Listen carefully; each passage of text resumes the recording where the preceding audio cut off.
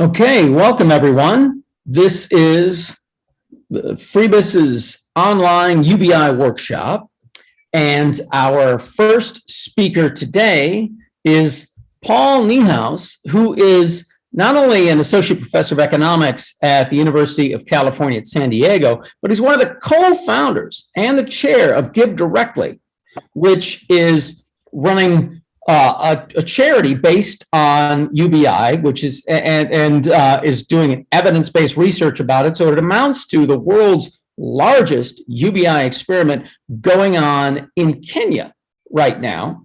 And he is here to talk about what results they've been able to find from the experiment so far. Great, thanks, Carl. Go ahead, Paul. Yeah. So it's great to be with all of you. I have slides here that describe some of the core results from sort of year 2 of this project. And so, I'll kind of talk you through those, but I guess, Carl, as I understood it, we also sort of want to talk about the broader significance and role of research in this whole process and conversation. That's kind of actually Yes. where we want to get to. Is that right? So Yes. The slides just have the numbers, and I'll show you those, and I think those are interesting, but I guess I'll say a few words in opening about sort of how I've thought about that, and then we can also have discussion around that afterwards, once we just have some common basis here in terms of what it looks like. So, first, I think, as Carl says, GiveDirectly is a nonprofit that's focused specifically on cash transfers to people living in extreme poverty. And so in some sense, this broad idea of, transferring money to people with no strings attached and letting them do what they want to do with it has been sort of the very purpose of the organization. One big difference is that historically GiveDirectly has only done primarily done lump sum cash transfers. So we give people a lot of money once and then we walk away. And there are a whole bunch of reasons why we sort of felt like that was the right way to start. And there's a bunch of evidence, especially from low-income countries, that there's a lot of demand for that. And in fact, we'll see a little bit of that here, that if you give people a stream of small transfers, they're going to find ways to reverse engineer them and turn them into lump sum transfers at times. But just some context that for GiveDirectly, this project represents sort of looking at the sort of exact opposite model for structuring transfers, where we say, instead of just giving people the capital at once and leaving, what if we committed to a stream of payments over a very long time period? So there's kind of a narrow sense in which for GiveDirectly as an organization, this is an opportunity to look at different structures and think about the pros and cons of them and the impacts of them. But why are we doing this? I mean, more broadly, the reason GiveDirectly launched this UBI project and this evaluation in Kenya was that, we're sort of aware of this conversation about UBI happening globally, aware that there's lots of small scale piloting and evaluation and impact evaluation being done, which is great. But also that some of the questions that we'd like to answer about UBI really do require experimentation at relatively large scales. And I'll talk about what exactly I mean by scale in a minute in the next slide. But we felt that given that we're an organization that's focused on cash transfers and that has started to do some of this large scale experimentation, that's sort of a good fit for us. That could be part of our contribution to this global conversation. That having been said, I also think that we didn't launch this because we thought there was a particular parameter that needed to be estimated that would, be the answer to the questions that people have about UBI. I would say personally, for me, what excites me about UBI as a conversation, as a possibility, is the kinds of narratives about what distributive justice, what fairness in society might look like, that it creates space for. So if you look not just at the design of anti-poverty programs and social safety net programs around the world, but also at the narratives and the stories that we tell to justify them, very typically, almost universally, in fact, it's that, there are some people that are able to support themselves, and they should. And then there are some people that, for whatever reason beyond their control, are not. And it's then appropriate for the state to step in and provide them with some kind of support. And so, I think that has been the dominant narrative that's been used to explain or rationalize why we have the programs we have. And UBI obviously sort of raises very different possibilities, right? Ideas that we have some collective stake in some assets. Everybody should have some say or some control over how some of the return to those assets gets used, or that this should be thought of as part of citizenship. And so, I guess the way I see this study like this is not so much that any one number is going to sort of answer a technocratic question that we need in order to decide whether or not to do UBI in Kenya or anywhere else, because obviously the numbers are going to depend on the context, but that having high quality research going on in this area helps to create the space for some of those political conversations that are ultimately conversations about equity and about justice. That's been our experience, I think, with GiveDirectly in general, that, we did a bunch of research starting out, and GiveDirectly was, benefited from the fact that a lot of other people were doing research on cash transfers. But, there are many people who weren't sort of digging into those numbers specifically and saying, well, here's the ROI, given that, I want to support it. I think it was a broader sense that, okay, there's evidence that this is not a crazy thing to do, and now let's think about whether it's the right thing to do. So with all of that context, here's what this project looks like. So it's a large-scale evaluation of UBI in rural Kenya. And I sort of want to emphasize two dimensions of universal. The first, which is the more obvious one, is that sort of interpersonally, it's universal. So there are whole communities here that are being assigned to receive transfers. Some in the treatment arm, they will, in the control arm, they won't, as opposed to individual people or individual households. And so we think that's important because, part of what happens when a community gets money is that there are not just direct impacts on the people who get it, but there are indirect impacts potentially because everybody in the community is better off. Economically, they're all going to have a lot more money to spend, and that's undoubtedly going to have some impact on me one way or the other. And then there may be all sorts of other ways in which my neighbors behave differently that impact me as well. And so, we have some other studies that GiveDirectly has done that have been at a very large scale where we've been able to see some of these impacts. We have an experiment that we ran recently where we were able to estimate the fiscal multiplier, which is like a macroeconomic parameter of giving cash transfers to entire villages on a lump sum basis, where that our estimate there ended up being around 2.4. So sort of really significant multiplier effects of giving money to entire communities at a time. And so we think, it's important to be able to do some studies like that because you'd miss that if you just give transfers to individuals. And then the second dimension is intertemporally, right? That we're making a long-term commitment here, up to 12 years in the longest arm of the study, as you'll see. And so we think that's important because there's lots of evidence that if you give, a short-term commitment to people, that they use money in reasonably responsible ways. If we make a long-term commitment to people, it could be that they behave differently, that they are, positive effects. It could be they're more willing to take risks, or to migrate someplace, seek out new opportunities. It could also be that this is actually where you start to see some of these disincentives to work that everybody worries about. Maybe you don't see that with a short-term transfer, but with a long-term transfer, that's when people, sort of don't feel as motivated or as urgently of a need to work hard themselves. So, if you're concerned about those sorts of things, we feel like this would be the most stringent test of those concerns. And then the last thing I'll say about the design here is that the treatment is at the individual adult level. So everybody 18 and above is going to get transfers here. And that means that if you're a member of a household now at the beginning of the study, but you decide to leave, you decide to go someplace else in the country or to join a different household, your transfer would go with you. And so that's different from the way most transfer programs in low-income countries are designed, where it's tied to the household. So here we're trying to give people the flexibility to take their transfers with them as they go. Then in terms of the design, so as I mentioned, we're doing this randomization at the community level so that we have a shot at looking at community level impacts. The primary arm here is going to be this one in which everybody gets 12 years of transfers. And so I'll focus on results primarily from that arm. We also have two other treatment arms in here that are really to help us unpack and learn a bit more about why the 12-year arm has the impacts it does. So we have one arm in which people get transfers for just 2 years.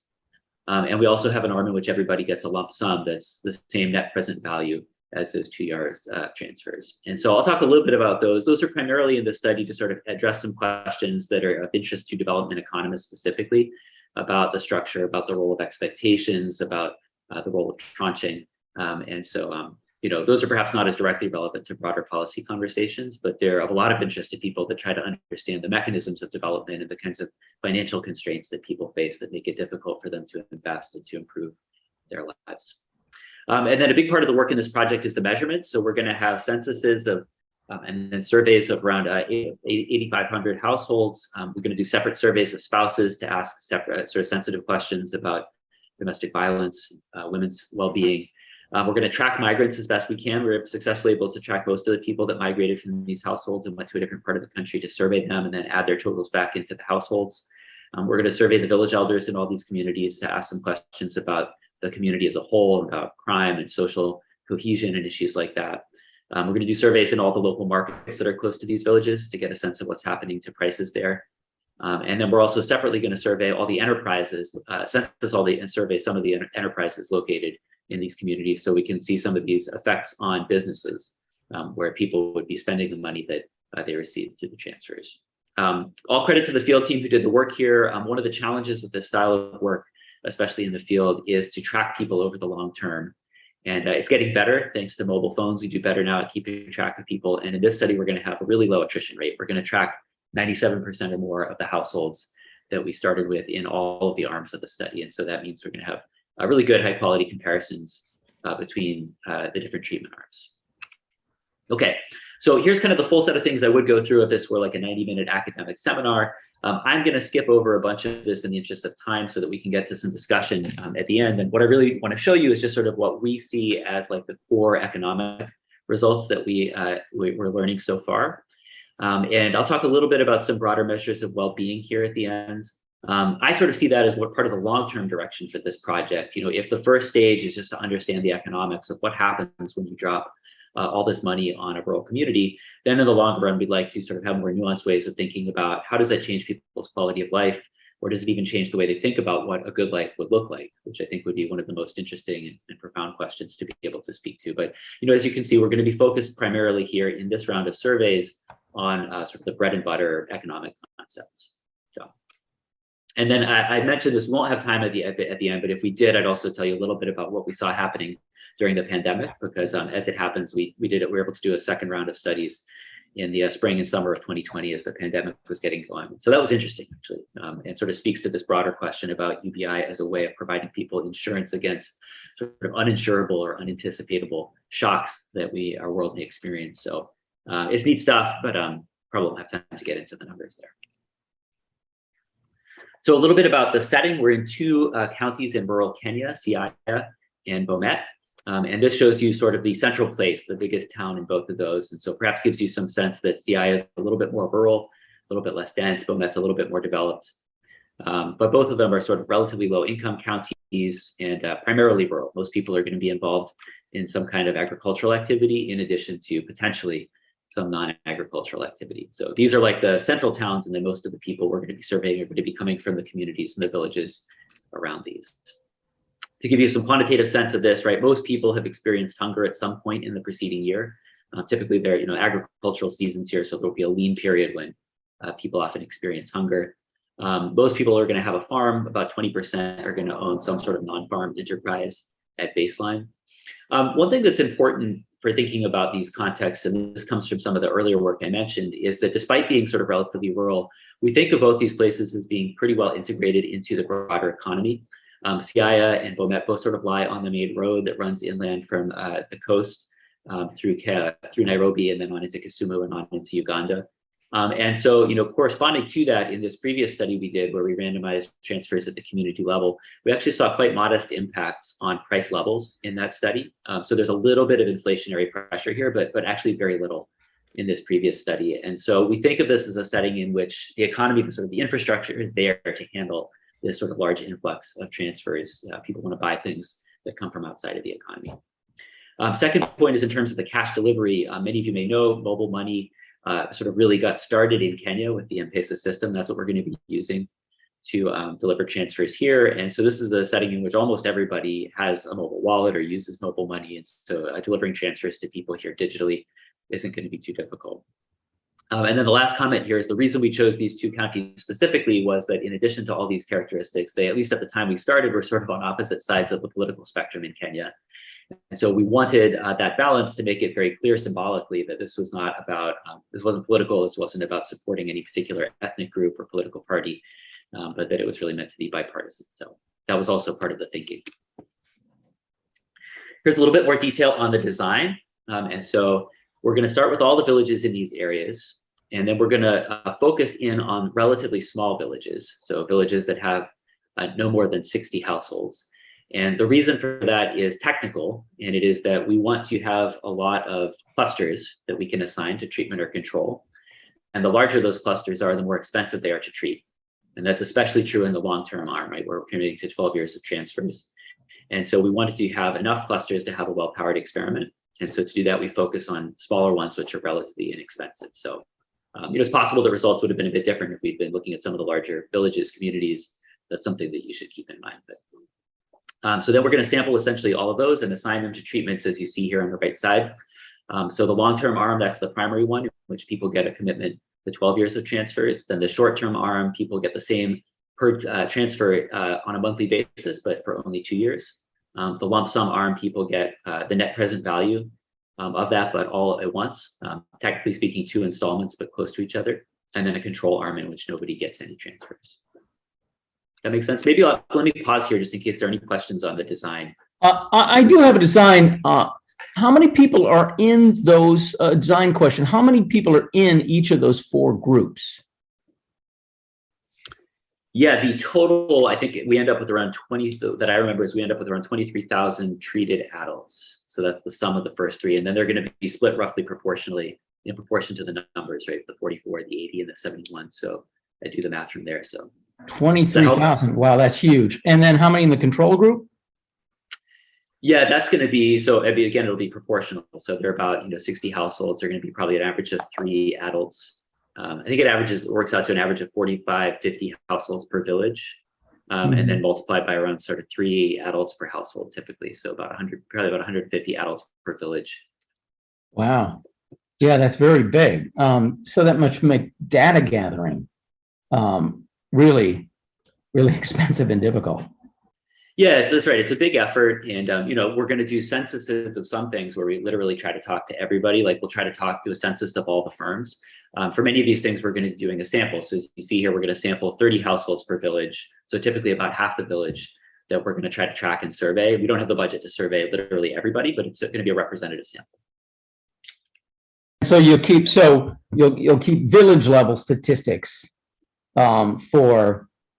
but not necessarily individual level statistics for every household in the study. Yeah, and sometimes I'll show you things. Sometimes I'll express it at the village level, and in some cases that may literally just be summing up the census numbers for every enterprise in the village. In some cases, I might be taking the sample and then sort of scaling it up by roughly 2, right? Because I sampled about half the household, so I can get a village level estimate from that representative sample. Right. But I guess that's kind of one of the core points, is that like this is the point of this experiment is to be able to say things about what's happening in aggregate at the community level. And by the way, that sort of only works right in these rural areas where there are sort of discrete communities and sort of like a village that you can speak about as sort of being meaningfully self-contained. And it's not totally self-contained. So there absolutely will be some impact of treating one village on other nearby villages. And we saw that in the previous study. And this study isn't going to be, even though it's very big, it's not actually going to be big enough to pick up those kinds of effects. But you couldn't do something like this in an urban setting, right, where it's sort of just a continuous distribution of people and say, we'll treat this area, not that area. It just wouldn't work in the same way. So here's kind of a sense of what this looks like spatially. If you can see here, we have some villages that are represented with the circular dots assigned to long-term, short-term, lump sum, and to control. And so you see there's sort of a geographic spread of those. The square dots here are the markets. And so we're sampling all the markets that people in these study villages indicate they sometimes shop at. So that's how we generate our sample of markets. And one thing you can see is there are sort of areas where we're sampling and areas where we're not. And so the areas where we're not are places where GD had worked previously. So we're sort of moving with GiveDirectly as it moves across the countryside into these new areas. And then there's like the donut in Siaya, for example, is because GiveDirectly had previously treated all the villages in that area. So a little bit more on the data. So Karl kind of speaks a bit to your question. I guess I don't want to spend a lot of time on this. The main point is that we did a lot of work. We're not going to capture everything that we care about, but we should have a reasonable shot at getting most of the core economic concepts that we care about. I guess one thing I might say is that there's sort of this interesting question in the field about how to do enterprise work. And so one perspective is that you kind of need to pick a sample of enterprises and really go into detail with them on sort of all the minutiae of their cash flow to get good enterprise numbers. And so we're both doing that, but also taking the opposite approach, which is you just ask people, what were your profits? What were your revenues last month? And so that we can get for everybody. And there's sort of an emerging view that actually sometimes works better than trying to walk people through the details of their bookkeeping. So doing that. Okay. And then here's a look at the timeline. And so in the top, I'm showing you here just a sort of stylized representation of what the timing of transfers would look like if you were assigned to each of these 3 arms, right? Long-term, short-term, or lump sum. And then in the next panel below that, you see sort of the timing of transfer onset. And then in the bottom panel, you can see here the distribution of the timing of the measurement of activity. So each of those surveys or data sources that I told you about below, you can sort of see when those started and ended. And so you see in green, those are the kind of core data collection activities which were conducted in person, and which I'm going to be talking about today. And then in red, you can see some of this follow-up stuff that we did during the pandemic.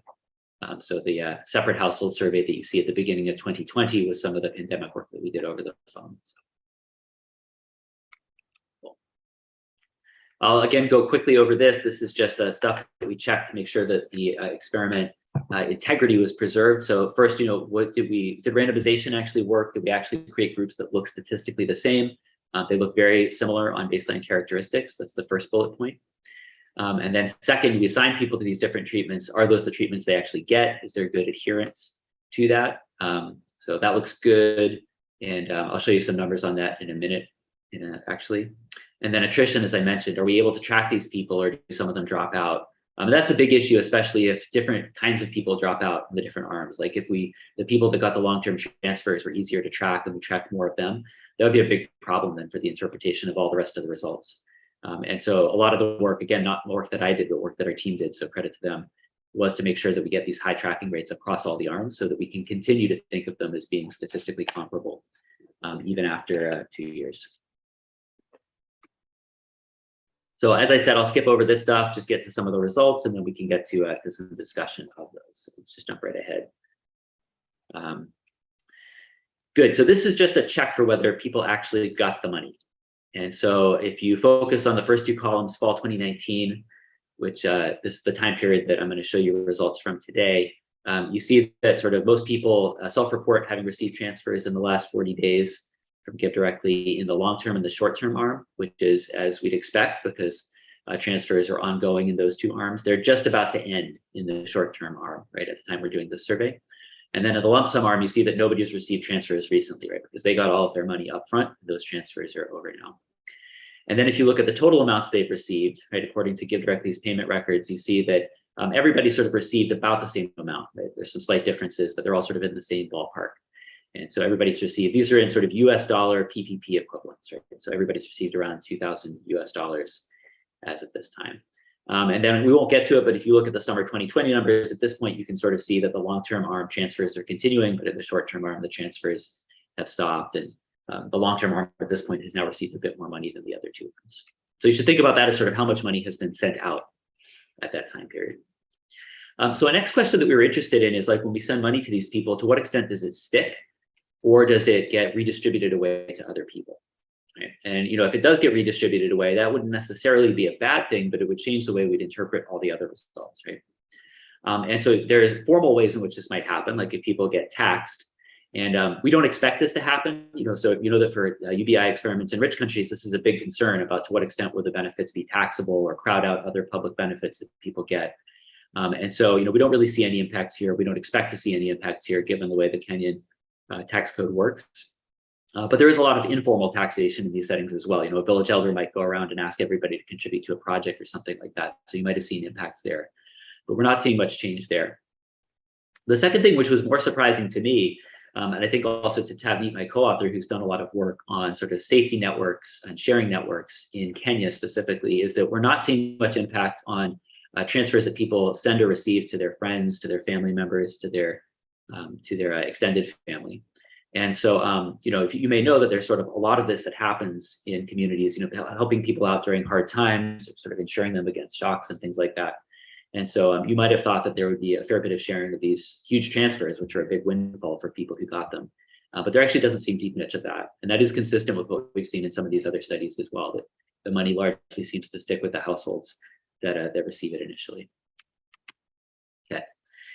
So we also wondered whether people would move in or out. And so, you could imagine there's no way for people to sort of make themselves eligible for transfers by moving into the villages. Because the eligibility is based on who's there at the time that enrollment happens at the beginning. But it could be that people move in because these become economically more exciting, more attractive places, or it could be that people move out, right? Because they've basically been wanting to get out of this place and kind of go to the city or go someplace else, and now they finally have the ability to do that. So I think you could have made either prediction here. If anything, what we're seeing here is maybe a little bit of movement in. If you look at column 2, you see that in all 3 of these arms, we see some slight increases in the number people in these households. I think it's not on this slide, but we also have, so you see there's sort of very little change in the number of households. So all the action is in terms of how big the households here are. So you see a little bit of movement in here, maybe a little bit here in terms of births, right? A very slight increase in the number of children being born in these households. So, but there's certainly no evidence of like mass migration out, of everybody saying like, finally, I can get out of the rural village and move to the city, which is where I wanted to be.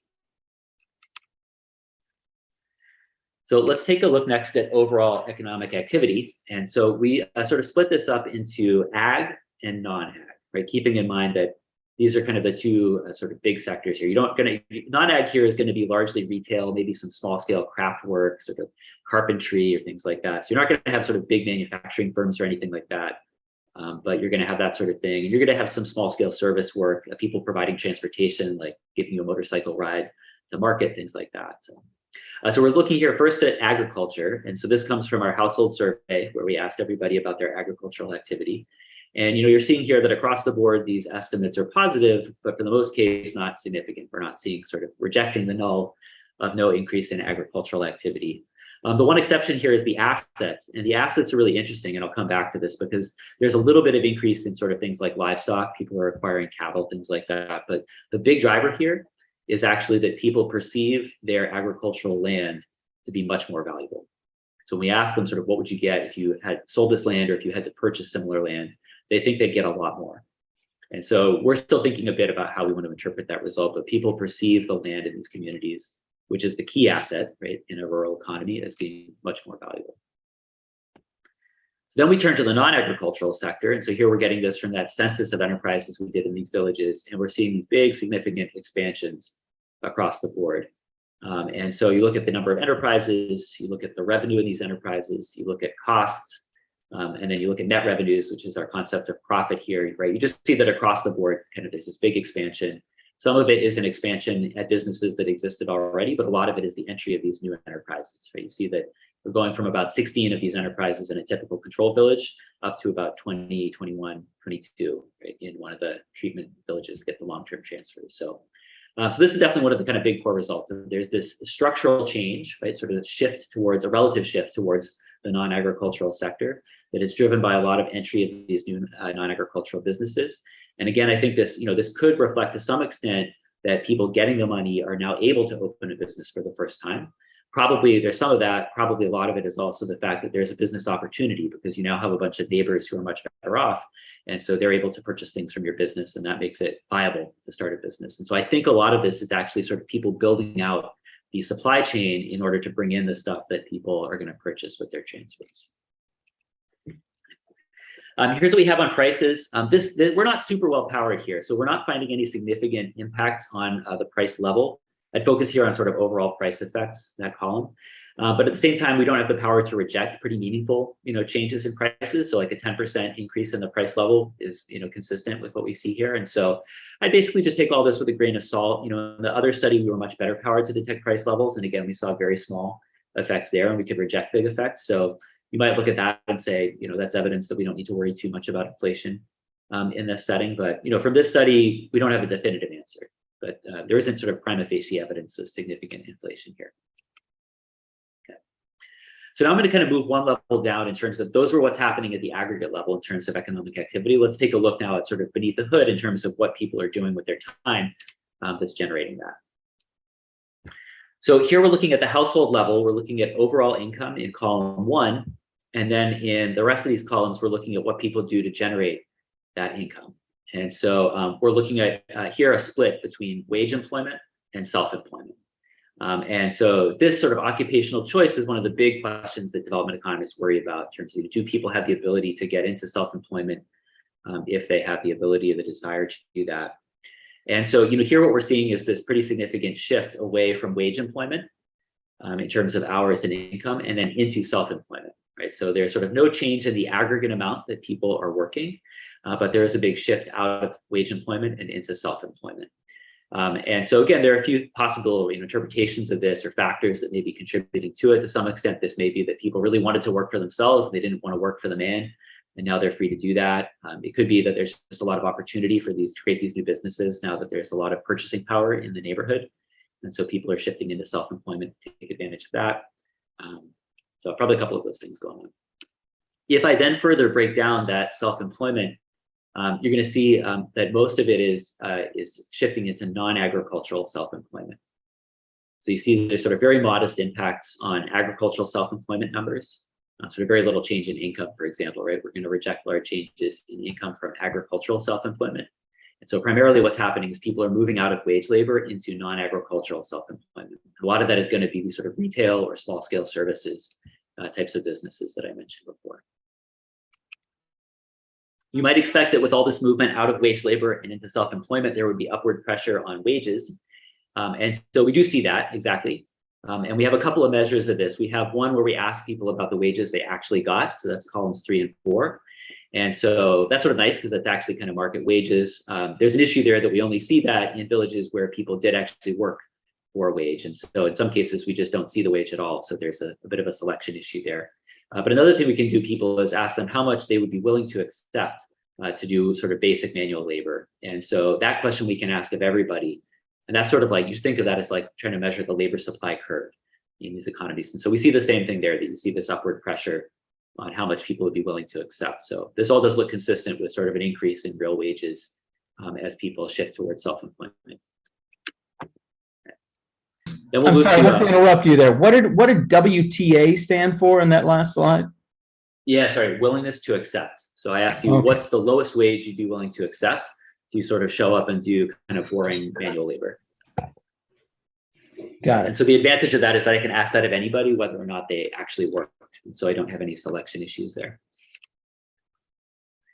So Carl, by the way, I know we wanted to do like roughly 30. And so I'll just kind of, quickly go over the last few numbers if that's okay. But if you want to stop me at any point, that's fine too. So. No, that's okay. We can proportion out the time we have in whatever way you want. Okay, great. Cool. So in terms of what people are doing with the money they're getting, I guess the kind of main pattern we see here is that there's this big impact on people spending on food and actually sort of not much evidence of a substantial increase in non-food spending. And so, I think that's consistent with the fact that, as I told you, this is a setting where like most people experience like meaningful hunger at some point during the year. So this is actually a pretty malnourished setting. And so we see the impact on total food spending and on the variety of food they're eating and on whether they're getting protein and things like that. But it is striking, I guess I would have predicted, and you can see here, we're not going to have power to reject sort of similar increases in other kinds of spending, but sort of really concentrated in these sort of essentials, kind of the very bottom of the Maslowian hierarchy of wants. That's the thing that people are primarily spending additional money on. Cool. Then in terms of investment outcomes, here's sort of where you see that pattern that I mentioned before, which is if you look first at non-real estate, so like columns 4 through 7, you see that people have accumulated some additional ag assets. And again, those will be some tools maybe, but probably primarily livestock. It's going to be the main accumulatable agricultural asset. Maybe some more non-agricultural assets. That's not sort of very precisely estimated. I think that we're underestimating investment in residential assets because we didn't do a great job of capturing housing value. And so I just want to flag column 6 here because I think column 6 is actually wrong. Because one of the things we know is that people in this setting often build or upgrade housing when they get transfers. And so we did a good job of capturing things like, do you have a television or do you have chairs, furniture, that sort of stuff. But I don't think we did a good job of capturing housing. So I think 6 is understated. And then you see maybe a little bit of an impact on sort of whether people are lending money out, so their net financial position. So 7 is sort of loans issued minus loans taken. So there's a little bit there, but the overwhelming thing here in this table is if you look in column 1, it's the impact on the perceived value of agricultural land. And so one of the challenges here is we don't see a lot of actual transactions. So I can't tell you these are the prices that people actually paid for land that changed hand. This is sort of what people think they would get or think they would pay. And so we want to be careful here because maybe people think that they could get this and they can't. But I mean, what you can say is that at a minimum, people think that their land is worth a lot more, that they could get a lot of money if they sold it, and they're not selling it. They're staying where they are. So I'd say that at a minimum, we can assert confidently. And that's sort of interesting, right? That it tells us that sort of despite thinking they could get a lot of money by selling their land and leaving, people want to stay. And I think that's kind of consistent with what you saw earlier, that nobody's leaving. If anything, maybe a few more people are moving into these communities. And so to me, that's been one of the interesting broad patterns. I'll jump over this. I think, Carl, maybe I'll jump over the comparison.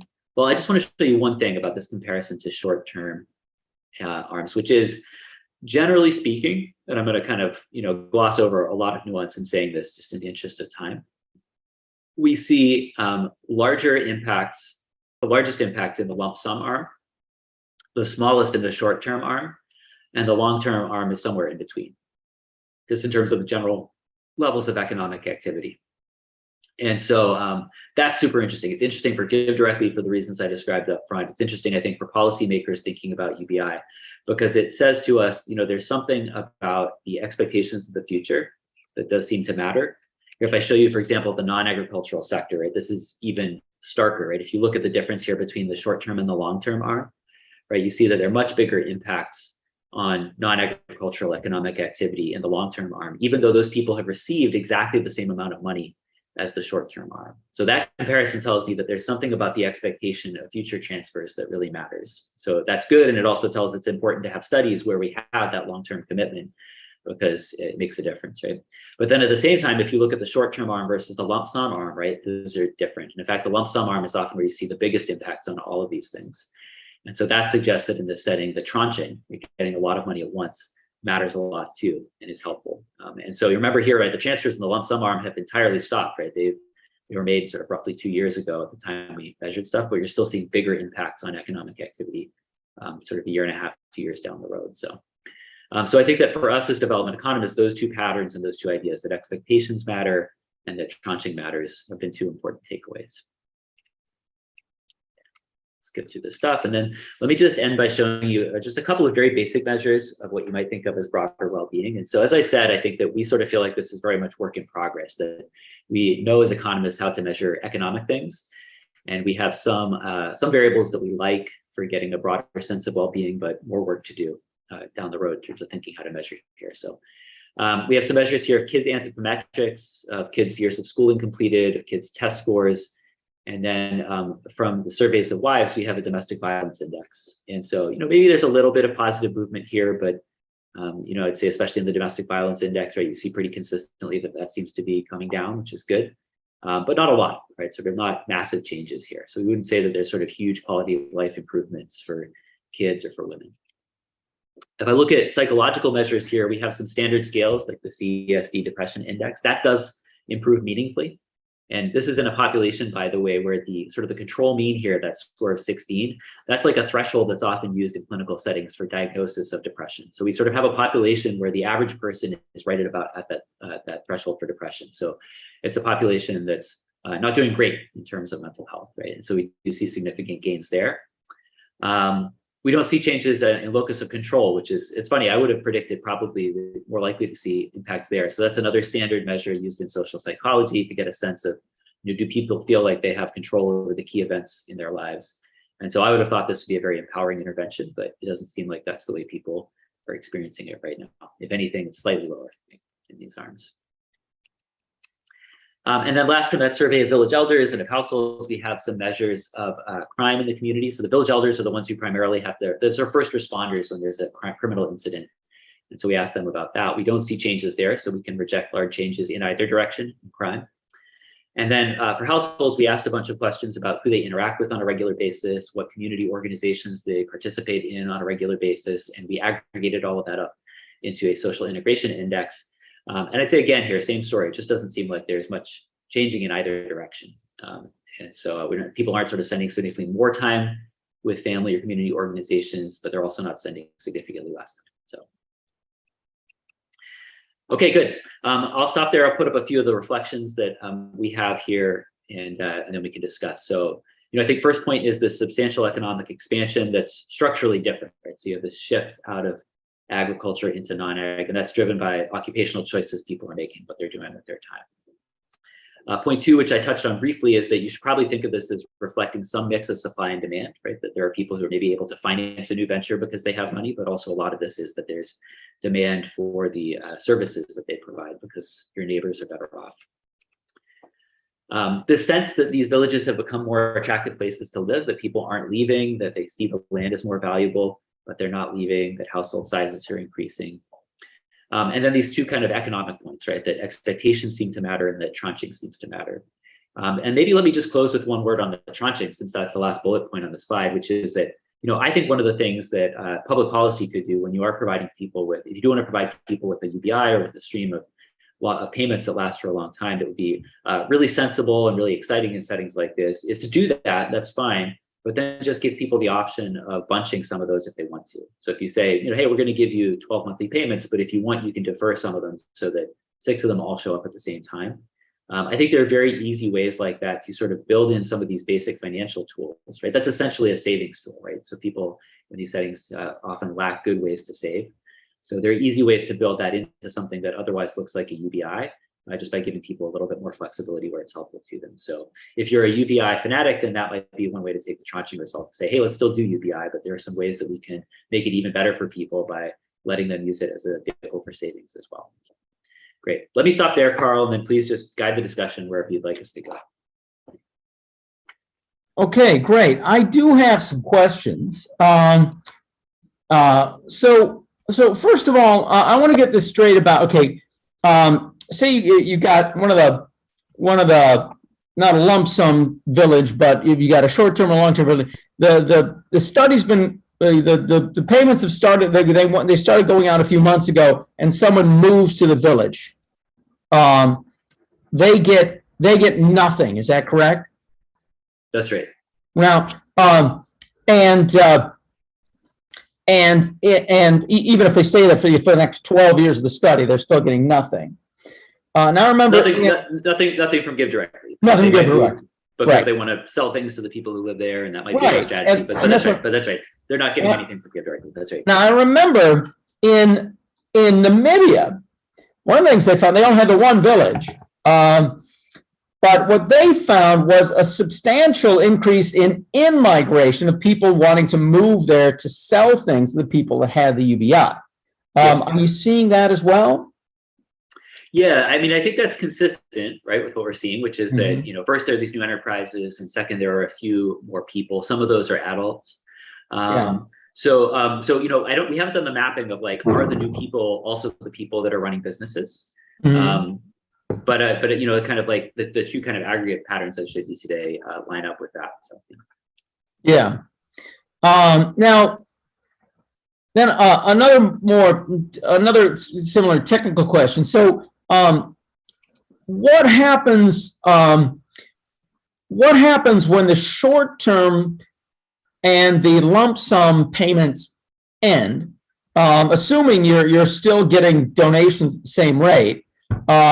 You've got this, your budget, assuming your budget is the same, are you going to start another short-term village when one short-term village runs out? We're going to put that money in some other GiveDirectly project in another country. What happens there? Yeah, so GD financed this by raising upfront all the money that it was going to commit to all 3 of these arms, and then sort of drawing the line around it. So if you go to GiveDirectly's website and donate today, then by default, that's going to go to lump sum transfers to somebody in Kenya or maybe some other country nearby. I see. As we look at goes to a totally different study. So there's no chance that these 12-year people are going to get extended to become 15 or 20-year people. Well, there is. So, what I said is true. Yeah. That's kind of but I think now as we look at these results and share them with GD, then, that's the next organizational decision is, well, do we now kind of reopen an opportunity for people to donate to UBI structures? And, I think GD probably will, because, it's kind of clear that there's a solid case for that based on the results here. But it's also clear that there's a strong case for the lump sums and that the lumpiness matters to people. So I think that will continue as well. Really? Well, yeah. And that's, it would be good if we, someday had a combination of both. Not necessarily GiveDirectly, but as a matter of government policy. It would be. It seems to me, I'm a little bit conflicted on the extending the 12 year because it seems to me for the purpose of study, it seems one of the most valuable things you could do would be to extend the study to get 15, 20, 30 years, a lifetime, and study people getting that. However, in terms of fairness, trying to help as many people in poverty-stricken people in rural Kenya, it would make sense to have, okay, well, these people get it 12 years, these other people get it 12 years, and these other people get it, trying to spread the wealth around as much as possible. So So I guess the original decision of this is confined. This is this study. GiveDirectly money is going to go to other studies. Then I guess that was motivated by that sort of fairness idea. I mean, actually, the reason that the long-term arm in this study is the size it is because that's as much money as we raised at the time we would have kicked it off. So I think that there would have been more long-term villages, and possibly we would have also gone out further than 12 years if we, we raised the money. I think we ended up with about 35 million for this transfers for this project, and so so that's right. But I mean, you're absolutely right that in general, that's kind of one of the trade-offs that GDO is always navigating. It's like, what's the right balance between giving a significant amount of money to the people here today so that they can do stuff that's meaningful, but also kind of spreading it across lots of people. And that brings me to another question. Okay, now how do you get a control village to remain willing to be a control village for 12 years? Well, they know they're not getting anything, and neighboring villages are getting something for such a long period. Are you getting any problems with that? Yeah, there's a typical actually issue for research in general, right? Whenever you have this sort of treatment control designs, is this question of, and really kind of the essential question for research is like, will people in the control arm be willing to answer questions about their lives, to take surveys?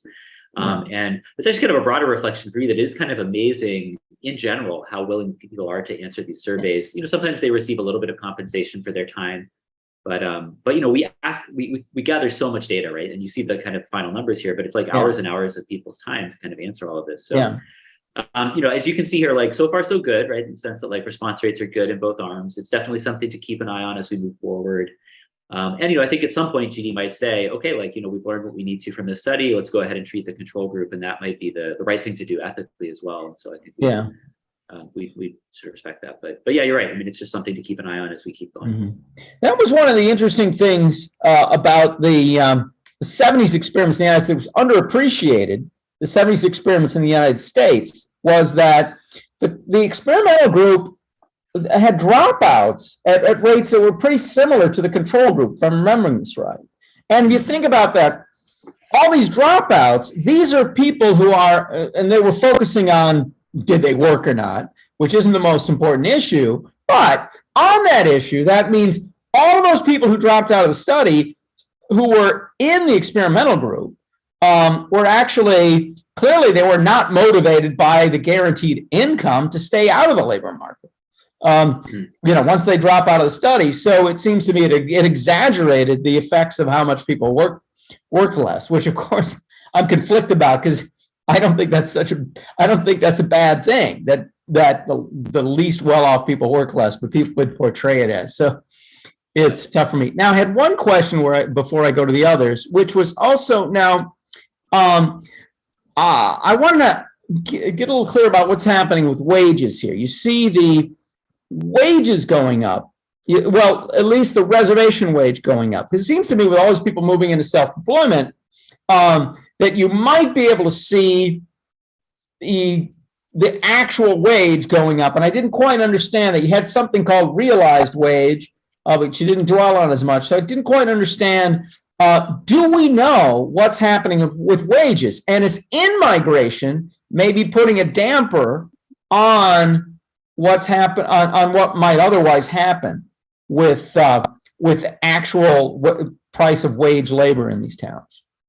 Yeah, good. Yeah, so let me just go into the next level of detail. So we do have these measures of realized wages. The issue here, and this is something I would do differently next time around, and we can do differently. But the issue with this measure and the reasons that I think I interpret it with some caveats are we sort of ask this at the village level of the village elders, like what are the going wages for these tasks in your community? And some villages that village elders said, well, there's none of that. Like there aren't people kind of getting hired to do that kind of work in our community. There just isn't a labor market for that. And so, as you can see, we have about 300 villages in the study, but we only have responses here. If you look at the bottom row, for about 60% of those. Yeah. And so the issue there is that potentially this is non-random, and so it's hard to interpret the impact. So, but the point, I mean, the impacts are definitely consistent with what we just said, right? That it seems like wages are higher. So, but that's why I'm a little cautious in interpreting. Yeah. If you have the opportunity in some future study, it would be interesting to try to increase the size of the area that you're covering. Say if you, in a rural area, if you got every village within a 10-mile radius is a UBI village. What would that do to wages, especially near the center of that 10-mile radius? And then, of course, then you have to have a control group that is 10 miles radius as well. And to get, you could have different size radiuses and things like that. But that would be very expensive. But it would be also be very interesting to see how big of an area you need to get to start to see that impact on wages.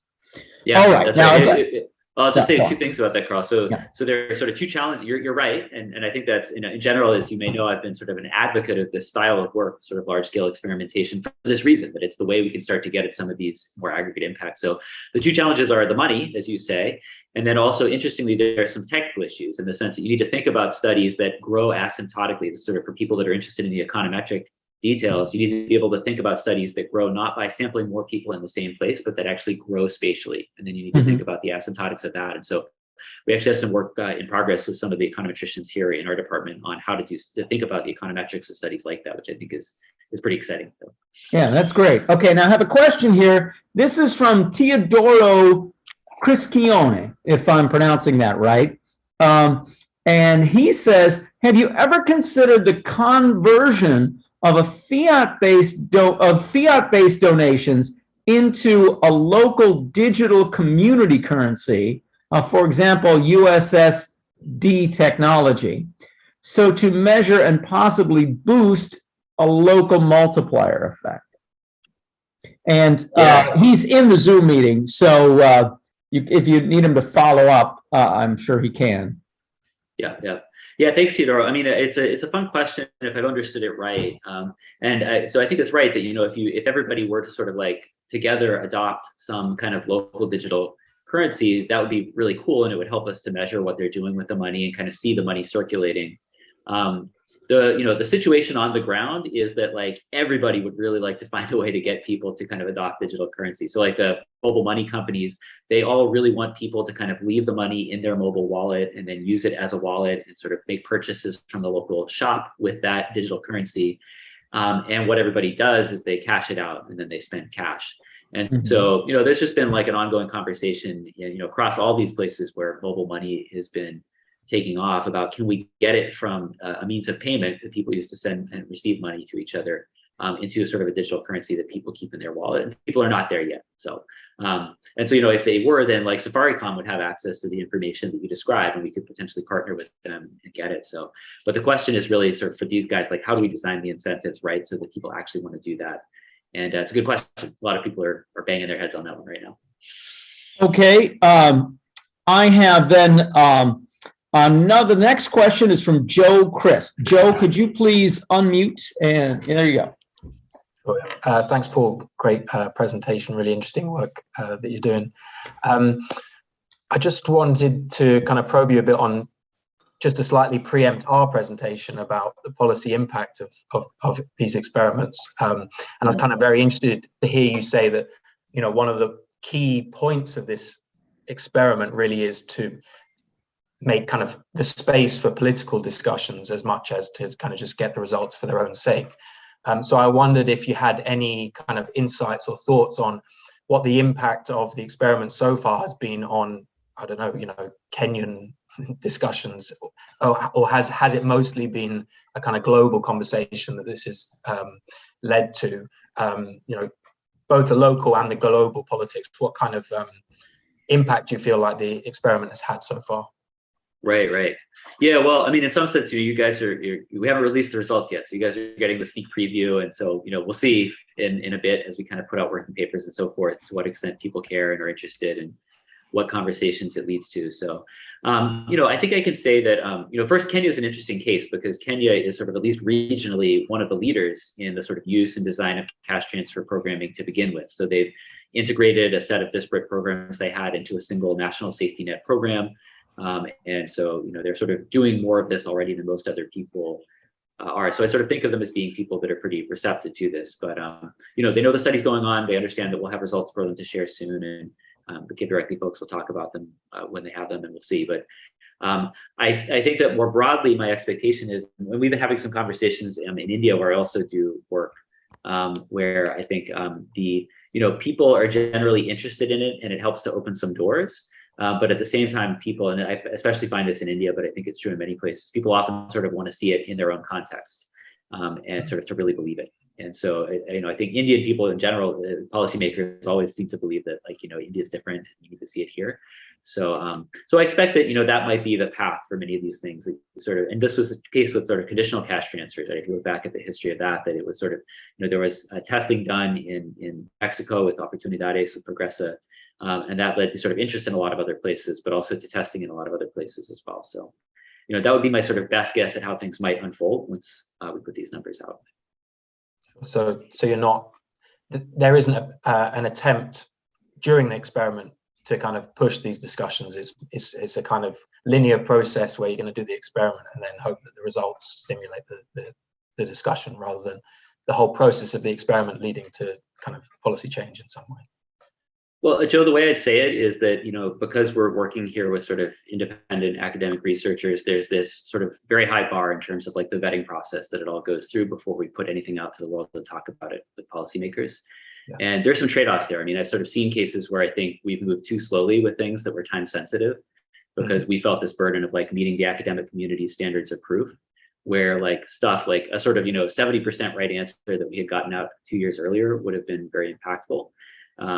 So, I think there's a good conversation about the sort of time versus accuracy trade-offs there, but that's the phase we're in, right? Is that we're still vetting it and presenting it at seminars and getting feedback. And so we're not pushing it to people yet.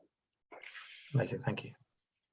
All right, thank you. We are out of time already. I asked a few questions to get the ball rolling, and wasn't that much time for other questions. So we have to cut it. I think we do need 90 minutes. We've been doing these 55-minute seminars, and I do think 90 minutes would be better for these seminars. So we'll look into that in the future for future seminars. Our next month will be 55. We had to schedule them both on the same day, but we'll look into how this will change in the future. Thanks a lot, Paul. Great to have you. I can't wait to find out, what's next with GiveDirectly, what all else you'll be doing. What other studies you'll be coming up with, and what we're going to learn from this study. After 12 years, I think we're going to learn a lot from what's going on here. So anyway, thank you very much, and we have 7 minutes left for our break, so we'll take 7 minutes, and we'll be back at 4:05. German time, or 16:05 German time, depending on how you're counting. And then we'll start with the De Wispelaere and Chrisp presentation. Thanks again, Paul. Thanks, Carl. Thank you all. It's really great to be with you guys.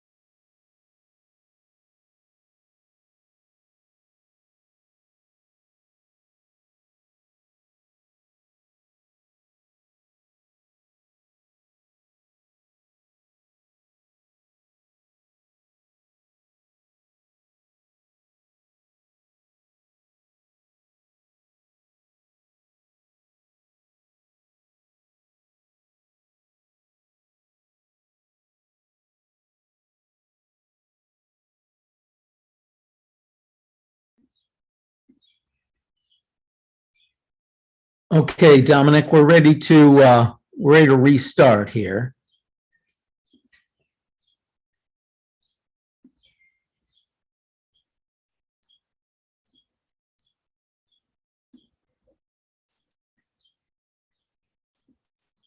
Okay, Dominic, we ready to go?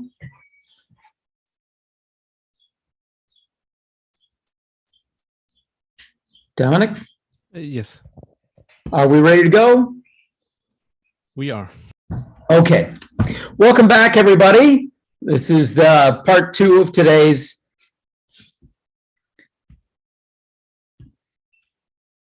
This is part two of today's Freebus online UBI seminar.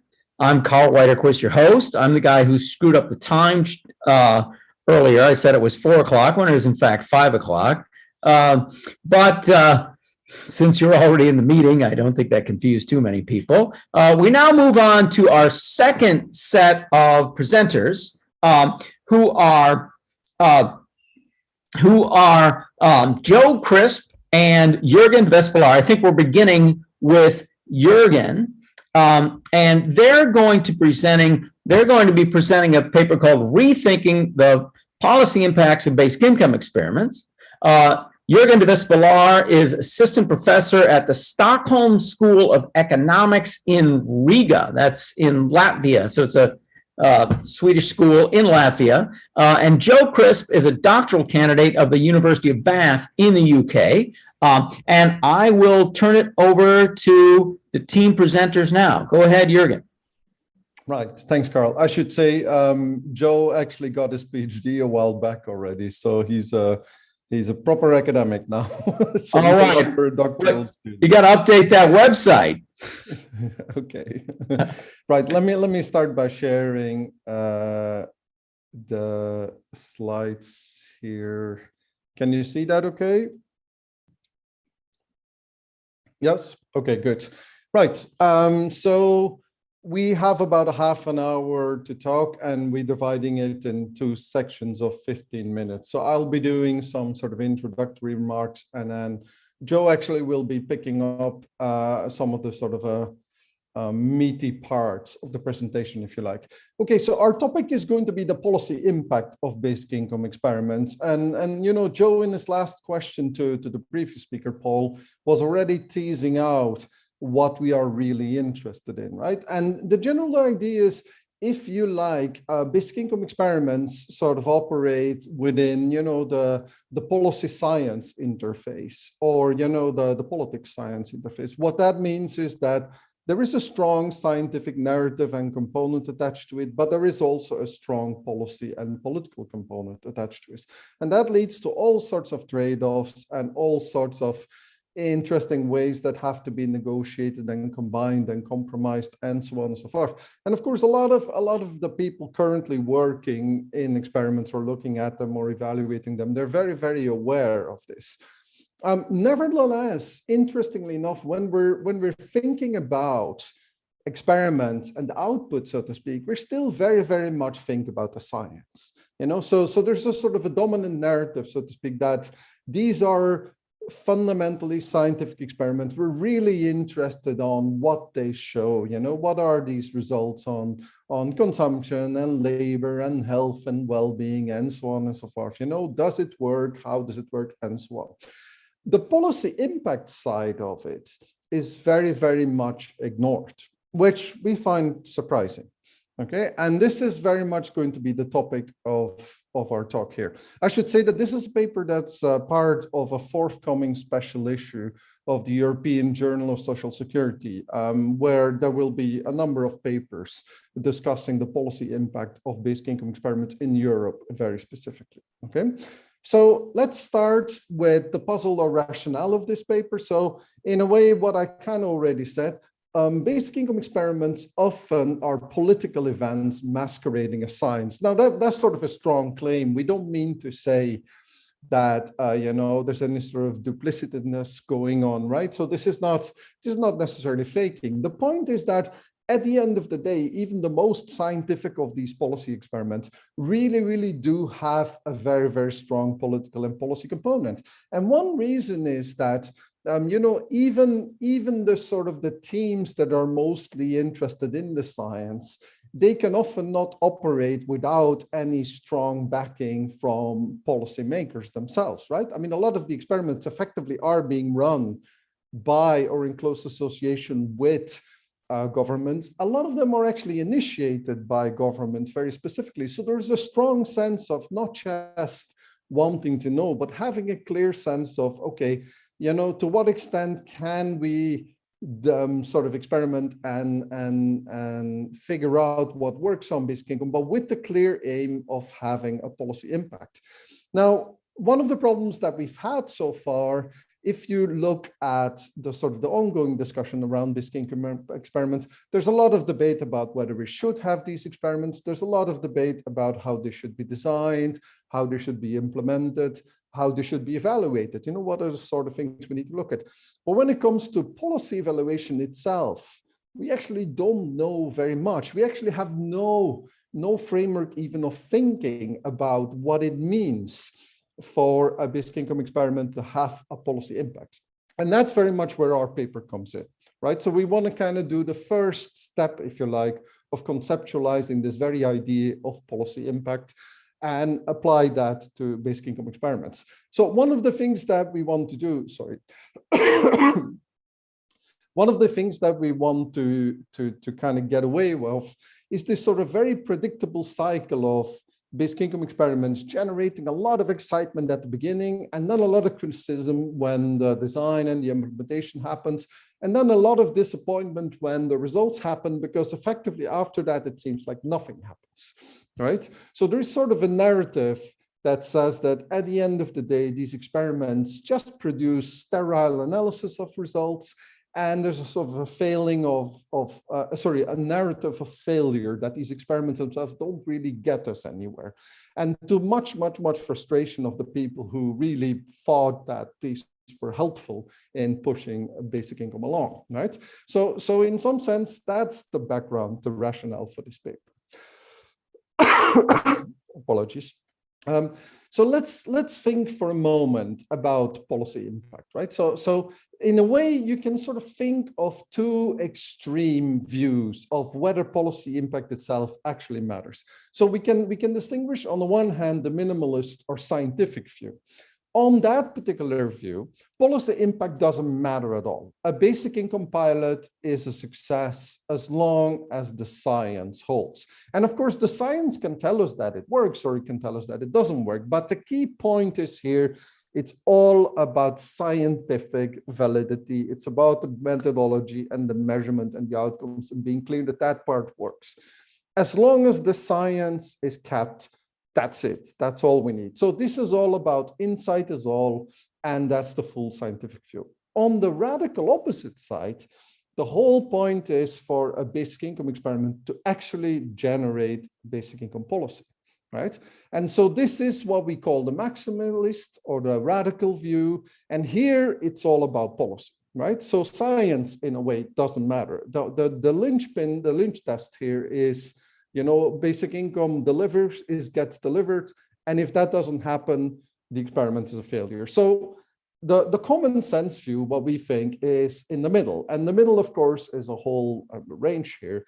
And this is to say that policy impact is indeed very important. It's not just about science, but it's also broader than just policy implementation. So the policy process itself, policy as such, policy development as such, is a very complicated type of process. And we need to have a much better understanding, a much more nuanced understanding of what policy impact means, right? So that's where we want to get at.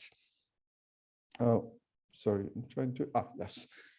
Another way to think of this is in terms of the phases of basic income experiments. So we can distinguish a pre-experiment phase, and that's where we have civil society and politics sort of campaigning for engaging with basic income experiments, where we potentially have government commitments, right? So in the Finnish case, for example, there was a government commitment to run the basic income. In Ireland at the moment, this, in the government program, again, there was a strong commitment to run a basic income trial, right? So that's all the pre-experimental phase. Then we can have the experimental phase, and that's where we start working with design, running of the experiment, and the evaluation report, okay? But after that, for many people, it's done. What we're interested in is the third phase, the post-experimental phase, right? So the moment the evaluation report is produced, so to speak, we're interested in what is the impact, right? What actually is going to happen after we've done pre-experiment and we've done the experiment. Our model narrative framework, if you like, that Joe will be presenting later, is building on some research that's been happened in terms of evaluating actual policies, so not just experiments. So Marsh and McConnell, for example, in 2010, a decade ago, have introduced a very, very interesting distinction that we're building on. And they basically say that policy evaluation, to understand whether a policy is a success or a failure, we can look at three different things. We can look at the process, we can look at the program dimension, and we can look at the political dimension. So they start, if you like, they start separating out different dimensions of what it means for a policy to be successful or a disaster, if you like, right? And then more recently, Checkland and co-authors have actually applied this to experimental, sort of trial type of scenarios, but no one so far has been adapting it to basic income experiments very specifically, and that's kind of what we want to do. So for us, the three key building blocks here are process, program, and politics. What does process refer to? Process is all about whether the experiment has produced insights in the effects and functioning of basic income models.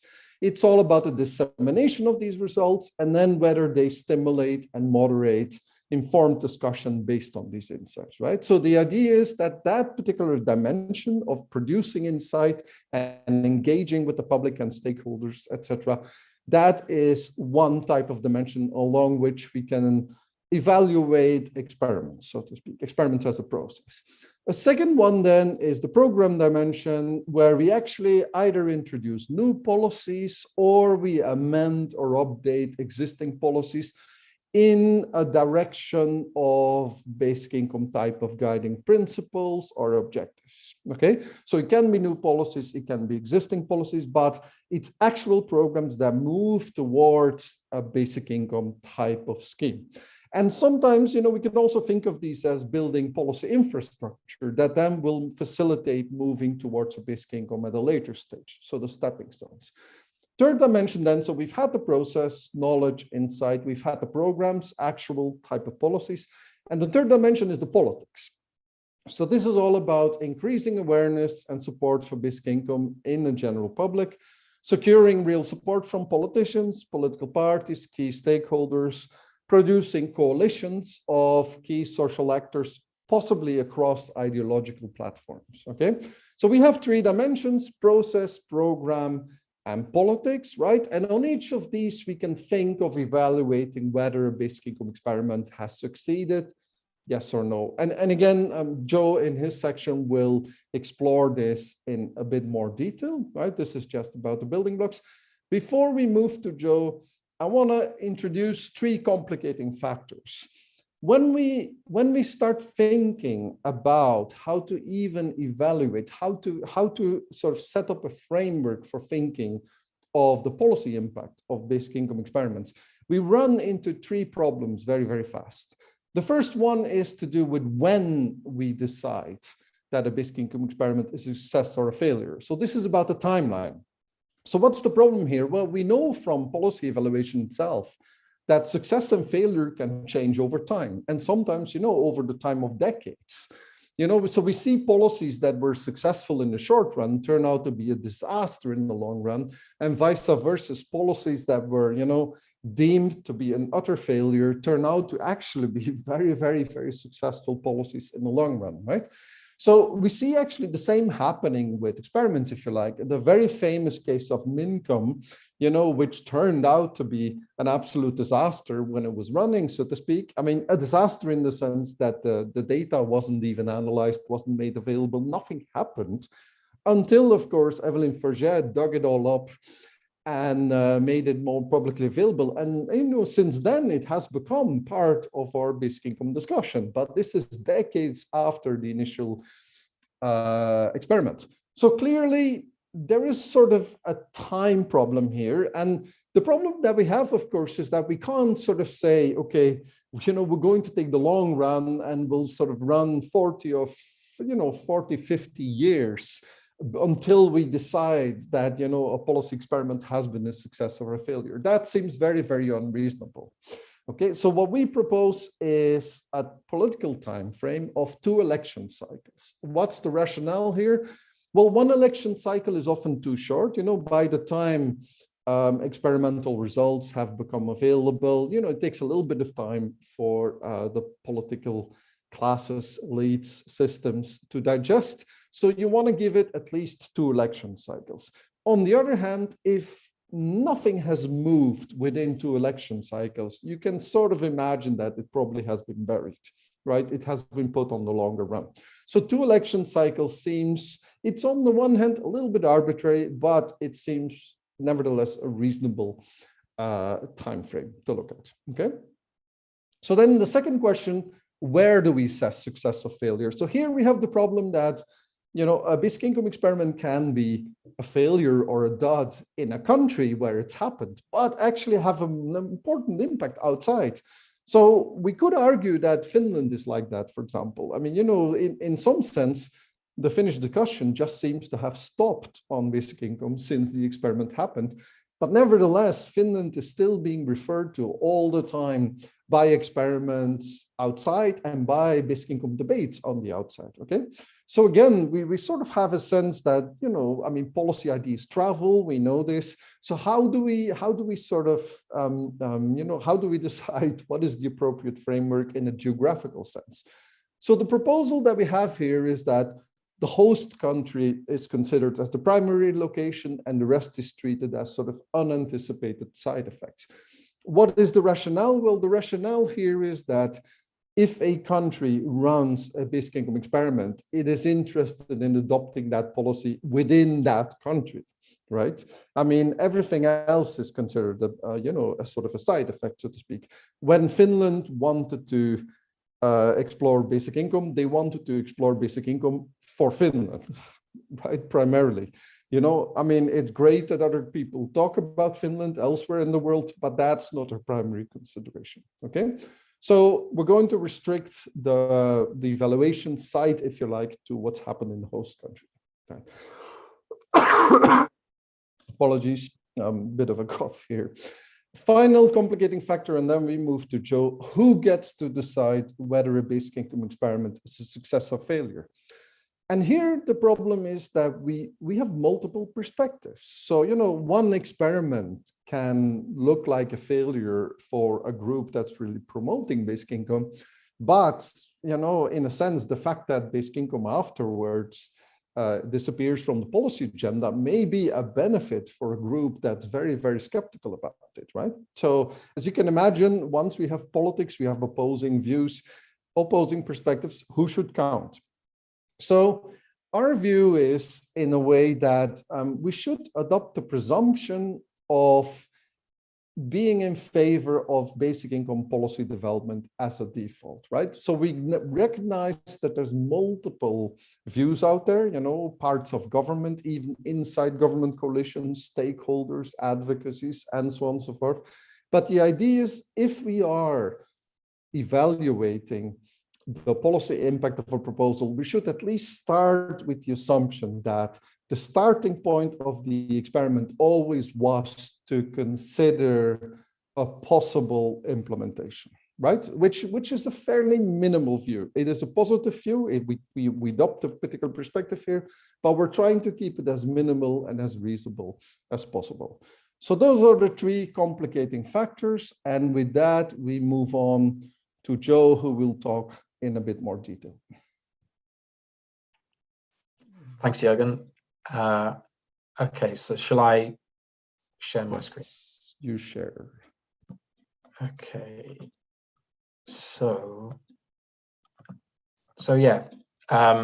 So I'm just going to follow on very much from what Jurgen's been saying and start off with this table, which really, I think, it flows from what Jurgen's already explained, but kind of fleshes out a little bit more what really we're talking about for the different ways of thinking about policy impact.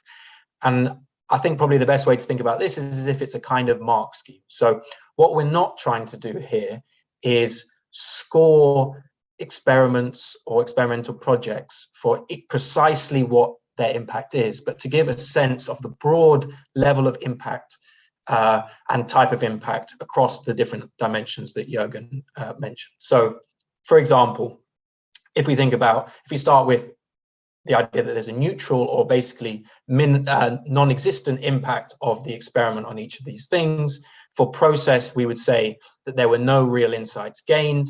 There were no reports produced or disseminated, and no real public debate as a result of the experiment. So really here we're talking about neutral impact, basically no impact, right?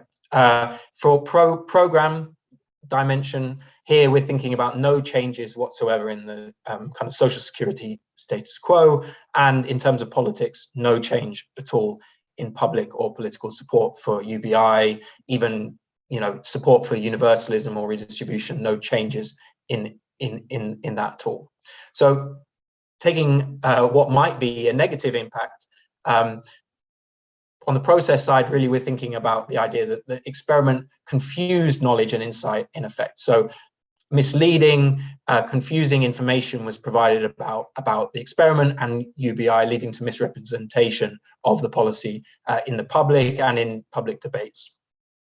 On the program side, the experiment might have had a kind of detrimental impact in terms of UBI policy development, whereby new policies were introduced or new legislation was introduced to kind of move policy in the opposite direction to UBI. So there might have been more targeting, increase in the amount of sanctions, and those kinds of principles of UBI that we are all familiar with. On the politics side, of course, it's relatively straightforward, is the idea that the experiment led to increasingly hostile public and political actors towards UBI. So we've got the neutral impact, basically no impact, and a negative impact on those three dimensions. And then we kind of create, if you like, three different imaginary groupings of impact that have a kind of positive impact in terms of UBI policy development, ranging from minimal impact to, well, we've labeled it full impact, which in the case of the program dimension clearly means a UBI policy is itself legislated or implemented. A significant impact on the program side would be significant programmatic changes, mimicking a quasi-UBI or introducing key stepping stones, while minimal impact would be kind of small changes, reduction in the level of sanctions, increasing in coverage of certain existing benefits, and so on. So that's the kind of program side, but also we're thinking about the process too. So full impact would be very high quality, reliable knowledge, which is directly translatable into kind of discussions and debates around UBI policy development, with the minimal impact being, quite small levels of insights and not a large audience being given to kind of public engagement.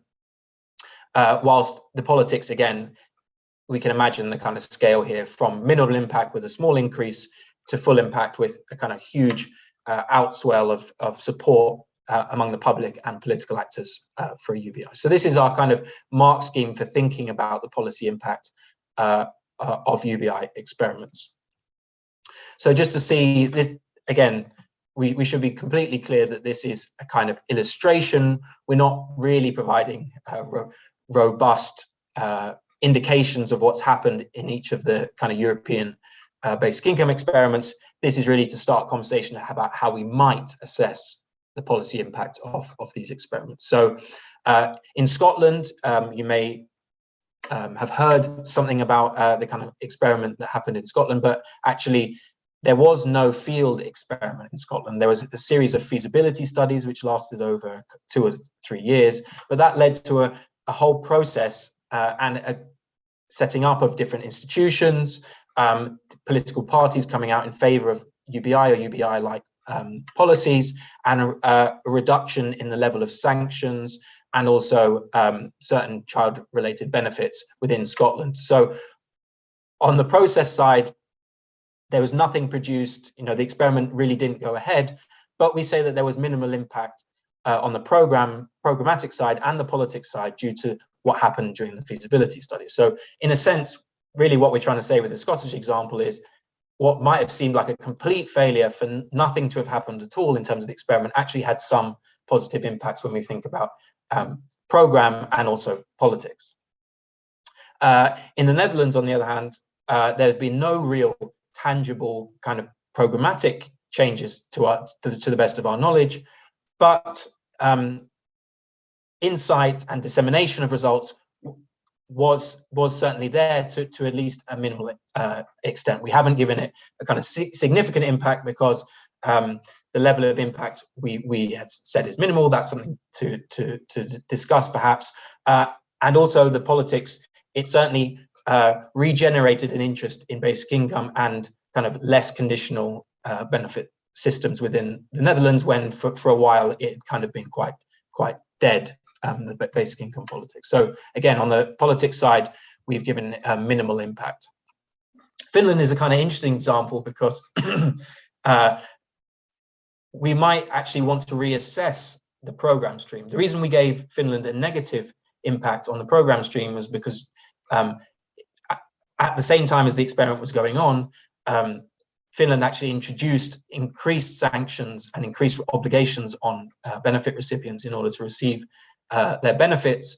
But actually, sometime after that, those new sanctions were removed, and there is a growing sense that perhaps basic income or basic income-like policies might be part of the mix, and we might say that there's a big part to play there in terms of the experiment. But the politics side, certainly in the short term, a number of parties which previously seemed to be very enthusiastic about basic income seem to no longer be, particularly the Centre Party, which was the party that had pushed basic income in government in the first place, went into the next election saying that they were no longer in favour of a basic income. But on the process side, we can certainly say that a lot of information was disseminated in a productive way. The reason we haven't given it significant impact is because many researchers have pointed to quite disappointing aspects of the design, which meant that the results might be called into question. So one of those would be, for example, the fact that letters were sent to participants in the experiment saying that they were still obligated to participate in activation measures and other things, which meant that many people might not have realized that their benefit was really unconditional. So we might say, in some sense, because of the level of dissemination and discussion around the results, that might have been significant, but we've given it minimal on the grounds that many of those results may not have been entirely robust for a number of different reasons. As I'm running out of time, I'm not going to talk in a huge amount of detail about Spain, but just to say that here in Spain also, we gave it a significant impact on the program stream due to the implementation of a minimum income scheme at the national level. Okay, so the other thing really we wanted to do with this framework was to try and think about what drives the outcomes of UBI experiments. And here, just to kind of to brainstorm some of these key factors that we might think about, we've broken it into 3 different categories. So the first is the what, and the what here is thinking about the actual design and framing of the experiments. So we've listed a few different factors, and in a sense, the previous presentation kind of started to illuminate some of these things. And one of our factors that we've identified is the distinction between what we might call, strict RCT, randomized control trial experiments that very much value the kind of scientific information and the most robust information available, versus what we might call demonstration projects, where really the results are tangential to what the experiment is trying to do. And really, in a sense, the pilot or the project itself is trying to do good in itself, whether politically or even socially. So on the one hand, we might have the GiveDirectly project, which is very much RCT focused. On the other end, we might have, for example, the Welsh care leavers project that's being designed at the moment, which deliberately had the choice to choose between either having a smaller treatment group and but with a control group, or to basically have the entire care leaver population in Wales as part of the project, but without a control group. And they opted to do the latter. So they've chosen to have all 500 or so care leavers involved in the project without a control group. So clearly they've made a decision there in some sense for this to be a demonstration project rather than a kind of strict RCT. So that's clearly one key part of the experimental design, which is going to influence what the kind of impact is. And this isn't to say necessarily that we can say that an RCT or demonstration project is going to have positive or negative impact in general, but we think that there are likely to be certain patterns in terms of the different dimensions that we've identified. So it's likely that the kind of process side of a demonstration project is unlikely to be quite as successful, but perhaps with the aim directly to be more political and more policy orientated, we might find more positive impacts in terms of politics and policy. So that's a program of politics. So that's a kind of indication of what we're talking about with the experimental design or the what. On the who factors, really, we're thinking about kind of political or actor-centered factors. So here we're trying to think about broad categories of factors, such as whether this is very much a leader-driven experiment or part of a broad coalition of actors, all of whom have bought into the project. Is this a central government top-down approach, or a kind of bottom-up municipalities trying to experiment? And so to think about what kind of impact that might have on the policy impact, clearly a top-down experiment is going to have a lot more maneuverability for programmatic change after the experiment is finished. If we're talking about a bottom-up approach, we're much more likely to get we're more likely to lead to what we might consider demonstration projects. These are projects which are ultimately trying to persuade and provide information which builds a coalition in favor of eventually high level governments taking some action. So clearly, as we have deliberately set it up, the who is going to affect the what. So the kind of political actors that are involved with setting up the experiment is going to lead to some of these experimental designs and framing. We also think that clearly the existence of a UBI community and in civil society is going to be an important part of the political actor-centered factors as well. Finally, thinking about the where or the when, in a sense, the big institutional structural factors, clearly the role of social partners, the design and generosity of existing social security programs is going to influence what the experiment is like. And just to give a very simple example, as was mentioned in the previous presentation, in a country such as Kenya, the lack of extensive and generous social security programs is going to give a lot more maneuverability to the experiment, but also is maybe going to limit the extent to which the experiment can lead to kind of tweaking of existing policies in a way that we might say it has had policy impact. So all of these factors here, the what, the who, and the where and when, really we're brainstorming ideas for what is really going to impact UBI experiments. But we're not necessarily at this stage, at least, taking a very strict position on what the impact, what the driver is likely to lead to in terms of the policy impact of our three dimensions. Okay, so what are we trying to say? Just in summary, clearly our main point is that the policy impact matters, and even even in very researcher-led experiments, clearly a large part of the goals of the experiment are inherently political.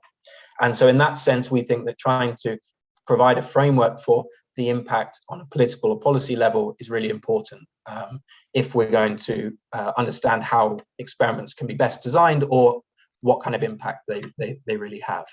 And we might want to really do a lot more work on the drivers that I've just given a kind of cursory description of.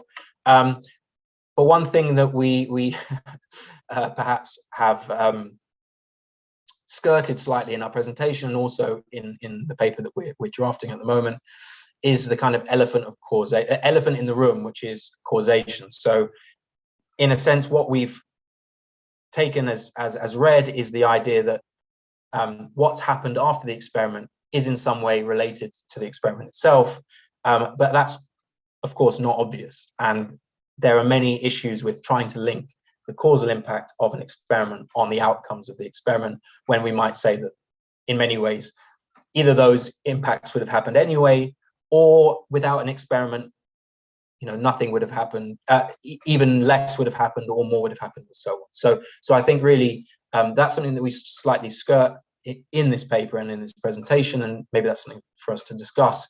But I think at this stage, we really just want to provide a framework and start a discussion about the importance of policy impact and thinking about what that might look like and how we can influence and maximize the policy impact of basic income experiments, which I think is ultimately what a lot of people involved in these experiments really want to do. So thank you for listening to our presentation, and I will leave it there. I want to both turn your videos on so we can ask questions to both of y'all. So I would like to invite anyone to ask a question. Go ahead, if you're in the Zoom room, put your electronic hand up, or send me something in the chat. And if you're on YouTube, we are monitoring the comments on YouTube. So if you put your comments there on YouTube, we will relay it to the speakers here. I will get the ball rolling here. I think it's really interesting how you're looking at it, Jurgen. I'm always it's always you and I have been working together on UBI stuff or in parallel conversation for a long time, and we're always looking at it in totally different ways. Usually we end up agreeing, but so I wrote a 40,000 word piece on UBI experiments recently, as you know, and we were initially going to write something together, but scheduling didn't work out for that, and I didn't hit this issue. I totally skirted the issue of how you judge the success of a UBI experiment, and especially the success of the experiment. I dwelt on a very different question about success, which was, well, I dwelt on a lot of things, but one thing that kept coming up was the perception of people. Did the UBI pass the test, or did the UBI fail the test? Which I say is something that experiments really can't do very well. But this is very different. Did the test itself pass? Did the test succeed? Did the test fail? Now, and it seems to me here that this you're kind of putting two types of success into a single index. Did it succeed in building the movement, and did it succeed as a scientific research initiative? And of course, those could be, it's possible, you can put them together to go overall success, but also there's times when it could be a big success in one and a big failure in another. I think the 70s experiments did not at the time build the movement, that we did learn some stuff from them. And I think you're right that later, now they are in fact contributing to building the movement now. Whereas you take something like the cancel experiment in Ontario, totally, scientific failure because it was canceled. But actually, I think it had a positive impact on the movement because some of the people in that experiment, a lot of the people in that experiment got out and told their stories. And them telling their stories was as much impactful as really the scientific data. So I would like you to speak to this idea of like trying to separate these two ideas. And does that at all reassess what you're doing here? I know you've got your various indicators on your scale there. Yeah, I mean, I would be careful about calling them indicators yet. I think we're in an earlier stage of even just conceptualizing broad streams, if you like. I think the next step is precisely to try and see whether we can pin this down as indicators. In fact, Joe and I at the moment are working on a sort of a much more expanded version of this table that he sort of showed you the summary version, if you like. So once you start thinking of very specific type of indicators, I mean, there's really a wealth of things there, right? So I guess two really big points we wanted to make is the first one is that there's sort of a binary sense in the narrative, which is like, if the experiment doesn't lead to a basic income, it's failed. So we really wanted to push back on that. And the moment you do that, then you start appreciating the many different ways in which policy impact can be conceptualized and measured, right? So that's partly what we're trying to do. We're trying to unpack, if you like, we're trying to complicate things a lot more, because at the end of the day, any sort of utterly simplistic story of the success and failure of a basic income experiment is just gonna, it's going to have a lot of blind spots. So you already mentioned a few things, right? You said, very rightly so. I mean, this is a European focused piece of research, so we didn't discuss Canada deliberately, because of the remit of the special issue of the journal. But in Ontario, it's a great example of the fact that even an experiment that's, that's halfway through cut off, so to speak, even that can have a policy impact, right? I mean, actually, coming back to Europe, Scotland is really interesting because we can measure policy impact at the very early stages of just having the debate. They didn't even have an experiment. So those are very fascinating findings, if you like, but the starting point is to try and really complicate and unpack the framework. And then from there, hopefully we'll have the next step, so to speak, is to think about indicators and measuring things and trying to get this on a much more objective type of setting, right? Joe, do you want to add something to this? Yeah, no, I would just say, ultimately, in a sense, Carl, you've got at what we're really trying to do is to provide this kind of multi-dimensional picture of experiments. So, like you said, in Ontario, there are different types of success and failure, right? And really, that's really what we're trying to do with the different dimensions.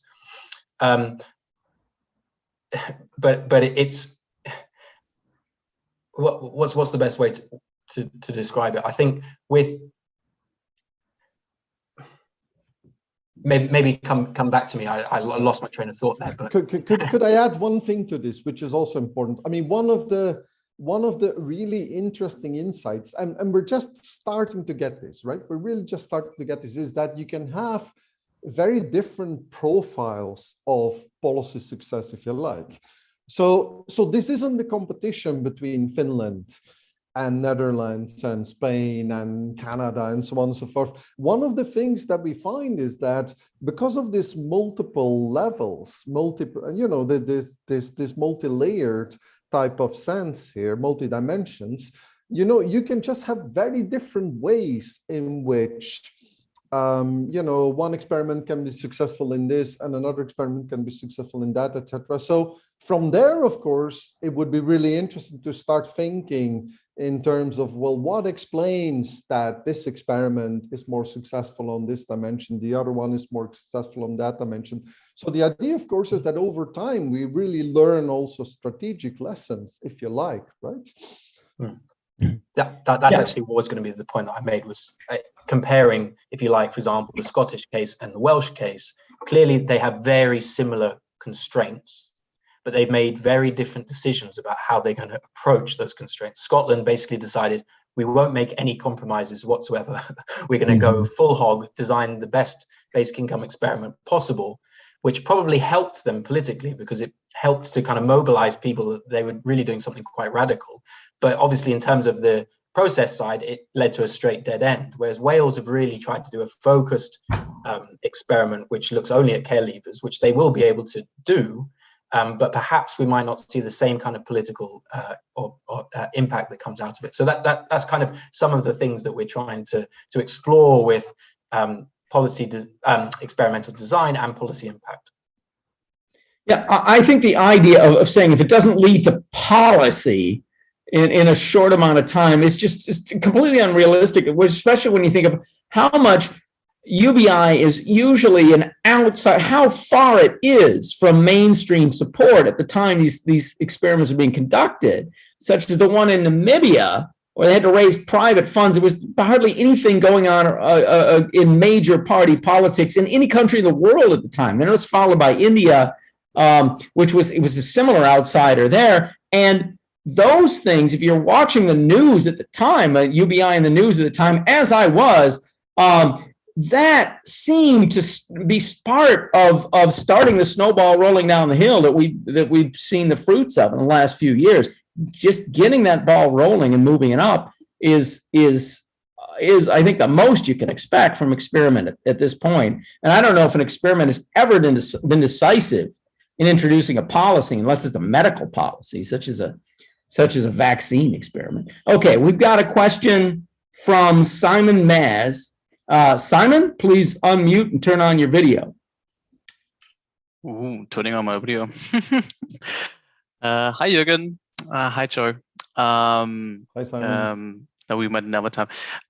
So just a quick question before my actual question, because I realized that last time, and I also brought it up in my working paper, but I'm glad it is a working paper, so I can change it.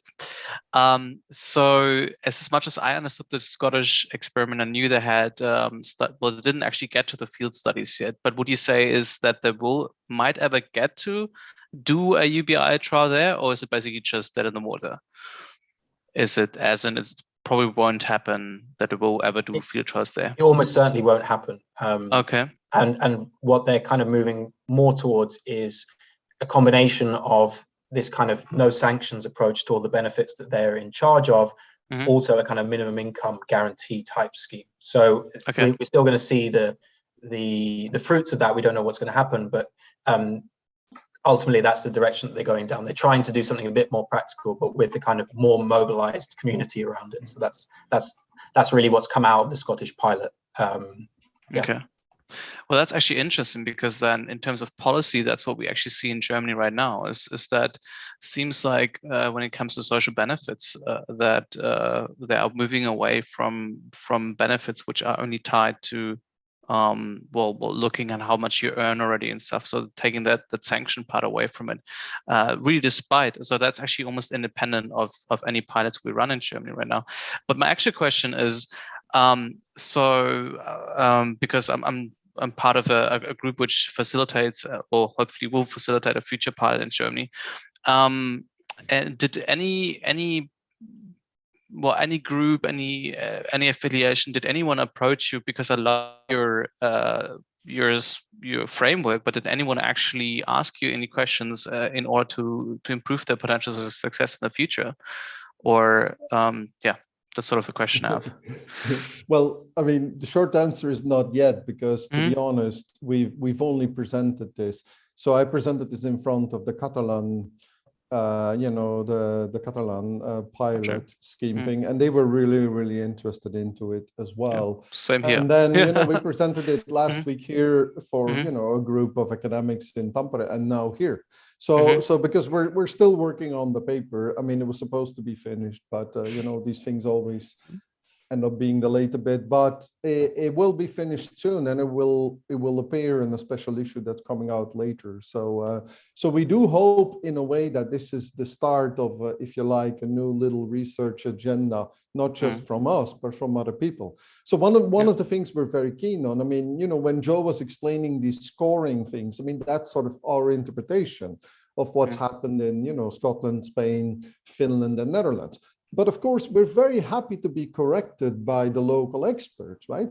So the next step, of course, is to have a debate with the people in these countries. And we may well, we're very happy to correct our assessment if we've got good reasons. But that's at least, at the same time, people are using our framework, if you like. So that's what we want to do, right? We want to build the framework, and then hopefully people will be able to use this to actually, fine tune it, get clearer indicators, but also apply it to the cases and get more insight, not just into the profiles themselves, but also into the potential drivers. This was the last part that Joe was talking about, right? Sure. Yeah, thanks. That was a great answer. Thank you. Okay, so I also want to ask, did you have more, Simon, or? Okay, I also want to ask if you're looking into other issues about UBI experiments, you two, about other issues about about these experiments and their impacts or findings or whatever. What kind of other issues are you thinking? Well, no, I mean, not in this paper. Are you working on other paper? You two working on anything else together or separately about UBI experiments? What's next for y'all? Go on, Joe. What are you working on? Well, I don't know. In terms of UBI experiments, I think really we want to work on building this. This is early stages, right? I mean, we're going to try and publish it as it is, but as Jurgen said, we hope that it leads to a kind of much more rounded debate about first the indicators, also where different experiments fit on those indicators, and also hopefully broaden it out from Europe, because as Jurgen said, the special issue is Europe focused, but we would kind of ideally want to incorporate some of the stuff that's been happening in North America, Ontario, like you mentioned, and other places. Although I think broadly speaking, I mean, you could apply this to anywhere, but I think most of our focus has been on kind of high income country experiments, because we kind of think that,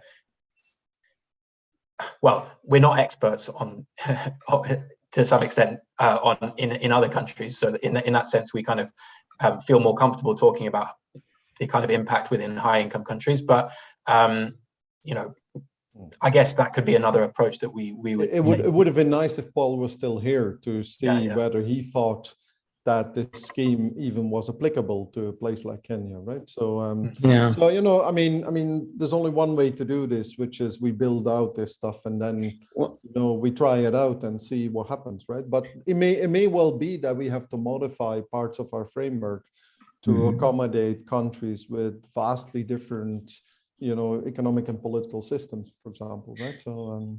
Well, there's also, even just expanding in Europe, I think you run into the question of how close to the UBI model does it have to be to qualify as a UBI experiment? Some of the experiments in Catalan and the Netherlands were not that close to the model. Do those go in? Also, you seem to be looking mostly at the government-led experiments. What about the private-led experiments like Mein Grundeinkommen? Sure, but strictly speaking, but I mean, on both responses. So for example, Mein Grundeinkommen, yeah. So we would start from the very plausible hypothesis that if an experiment is led by government, you should assume that whatever you should assume it would be easier to have policy impact, right? That's a reasonable assumption, but of course it's an assumption that has to be tested. That doesn't mean that you cannot have a private experiment that ends up having a policy impact, right? But that's precisely the sort of pathways we then would want to look into. But in a way, our framework should also allow the people in Mein Grundeinkommen, and Simon, might know this much better, right? This framework should always also be suitable for evaluating their policy impact, so to speak, right? So, I mean, none of that is problematic. As to the other question, I mean, there was always this sort of issue around, does it have to be close of basic income, yes or no? But imagine the following scenario. I mean, we may well have a scenario where there is a debate around a scheme that's portrayed as a basic income. It doesn't really fit the basic income, but it nevertheless creates a political movement that really pushes for a proper basic income. That too is an impact of, so when we're thinking about how close an experiment has to be for basic income in terms of its direct impact, its scientific effects, that's a very different sort of question as whether or not we need to, for a basic income experiment, to be very close to basic income for it to have a policy impact on basic income development, right? Mm-hmm. So those are very separate questions. So I'm a lot less worried about that on policy impact than I would be on the scientific impact. For good reasons, I think. But I would say that we did identify the kind of framing of these experiments as one of the key factors explaining some of the impact, right? So the two cases you gave, I mean, we can debate until the cows come home about whether they're basic income experiments, but the interesting thing about them is that they weren't framed as basic income experiments. Yeah. So initially, lots of people involved wanted to frame it as basic income experiments, but ultimately they were eventually not framed in those terms. Mm-hmm. The Dutch ones were trust experiments, and so as you obviously well know, and clearly that's going to have an influence on the policy impact, because people are not going to discuss those results in the same way, and people are not going to be mobilized in the same way if they aren't framed as UBI experiments, even if the actual nuts and bolts of the experiment are very similar to other ones that are framed as UBI experiments. So I think the framing is as much a factor as is the actual design of the experiments in terms of, is it unconditional? Is it means tested, etc., etc. As part of an explanatory driver type of scenario, right? So not necessarily in terms of the initial scoring, if you like, the initial framework, right? So I think that is independent of what the initial experiment looks like. But of course, the moment we then get into the drivers, this is the slide with the what, the who, and the when, where that Joe was discussing. At that moment, of course, all of that comes back with a vengeance, right? Absolutely. Mm-hmm. Yeah, and it occurs to me of the possibility of dividing the policy impact into two, because one is literal policy impact, that did we actually change the policy because of this, but another one is, did more people come to support this policy? So its impact on public opinion. Did public opinion turn toward basic income because of this experiment? And I think in that case, some of the privately funded experiments have come out the best, because they tend to be done when UBI is a really big outsider, and it gets people talking and really helps to get people moving around to them. Where are you at on that? But this is what am I sharing the slide here? Yes, you are. Yeah, okay. This is exactly what we're doing, right? This is why we're separating out politics, program, and process. Right. This is why we have these three core distinctions. And within each of these, as I said, this is like the summary slide. Within each of these, we're now working on a table that separates out different aspects and dimensions of the process, different aspects of the program, different aspects of the politics, right? So yes, we fully agree, because this is exactly that's one of the key things that we're doing here, right? So this is the multidimensionality. It's very, very important. So it's so multifaceted the way these things can, the way impact of something like this plays out in these different dimensions. And we are out of time. I see Simon have a question. I have 5 more minutes. Simon raised his hand again. Okay, we can do a little longer. Yeah, go ahead, Simon. Sorry for blowing this up. No, that's okay. That's what we're here for. I can't start my video, but anyway, because the host told me I can't. Well, hold on. If I stop, there you go. It's okay. Sorry. Sweet, no worries. I think, does it work? It does work now. Yeah. So framing. that's something I actually didn't really think about before as much. I had it sort of in the back of my mind. So I think my question is just going to show how much I don't know about it. But that's why it's a brilliant time to ask about it. So you said framing does make or has almost the same impact as a good policy design. And so could you just give me like concrete examples where it had a positive impact? I mean, I know about the negative framing, going back to the NIT. I would think about the NIT experiments in that case, but did we also see positive framing, and how specifically did they do it? So something I could probably learn from that then.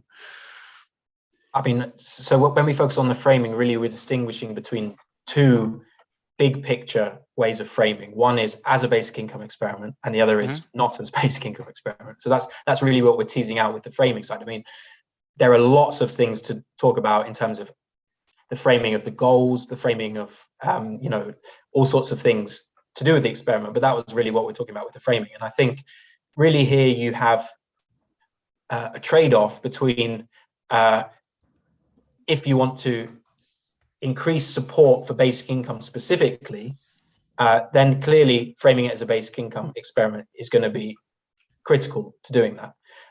In the Dutch case, many people have argued that actually not framing it as basic income helped in many ways to achieve certain smaller aspects of impact, because basic income would have been too divisive and people wouldn't have been willing to explore kind of reducing sanctions at the local level, all those kinds of things, if it was called a basic income. Whereas when they're called trust experiments, people are like, oh yeah, we're kind of happy to increase trust at the local level. And so in a sense, really, it's about do you have kind of very maximalist aims? I mean, that would be my interpretation. Do you have very maximalist aims? Do you prioritize basic income above all? And is that a context in which that's likely to lead to progress on the basic income front? Or are you looking to kind of get progress in through the back door, in which case probably framing it as, something else, something that's a bit more conciliatory is likely to have more positive policy impact. So that's a kind of a just very broad and conceptual way of framing things with a couple of examples. I mean, there's all sorts of things to discuss, which we could start a conversation afterwards. I'd be more than happy to do so, but just first thoughts. Yeah. Just one little thing to add to this. I mean, one very critical important feature here to realize as well is that the environment in the Netherlands is not the same environment as in Finland, right? So you have 30 years of debate in Finland, which allowed politicians to frame this as a basic income without any backlash. And similarly, you have decades of history, a much more turbulent history of basic income development in the Netherlands, which made it very prudent for them to avoid this framing in a particular sort of way. So one of the things that we learn from this, of course, is that strategies and decisions like that are highly context sensitive as well. So you need to then peel the next layer of the onion. So for example, what Joe was saying, right? You have the what question, the issues around design, which of course are things that we can impact quite readily. I mean, at some point we make these decisions when we develop a basic income experiment, but underlying that are questions about who and the political actors. And that's already a lot harder to influence, but still there are certain things we can do, right? We can build coalitions and so on and so forth. But underlying all that then is the where and the when question, the institutional, structural stuff. And that in many cases is a given, right? When you're being told you can run a basic income experiment, there's just certain factors you have to take as a given, like it or not. So part of the framing, for example, may well depend on some of these institutional structural debate that you can't change in the short term, right? So. All right. If no one else has a question, I think we are at the end of our allotted time. See, I'm not seeing anybody jumping in. I got to get this in before we go. So I think it's time to say goodbye. Thanks a lot, Joe and Jurgen. Good luck with building this project and filling it out. It's going to be great. Right. Thanks, Paul. Thanks, guys. Really enjoyed it. Thanks. Keep an eye open. In a couple of months down the line, this will be published. So. Oh, excellent.